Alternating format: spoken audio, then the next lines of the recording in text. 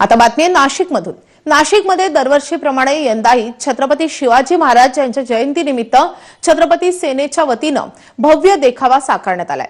महाराजांच्या शौर्याचं आणि राज्यकारभारातील वैभवाचं प्रतीक असलेल्या विविध ऐतिहासिक वस्तूंच्या प्रतिकृती यंदाही सादर करण्यात आल्यात। यंदाच्या वर्षी खास आकर्षण ठरतंय ते म्हणजे अजिंक्य किल्ल्यावर महाराजांनी वापरलेल्या राजगादीची प्रतिकृती।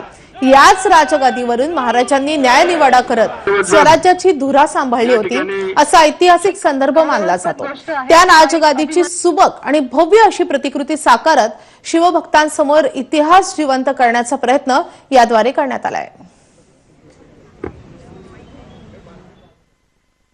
छत्रपती सेनेने राजगादी तख्त इथे साकारलेला आहे। भव्य दिव्य स्वरूपात आपण तख्त साकारला आहे। या तख्ताची माहिती जनतेपर्यंत जावी, विद्यार्थ्यांमध्ये आम्ही शिवज्ञान स्पर्धा यासाठी घेतली गेली होती।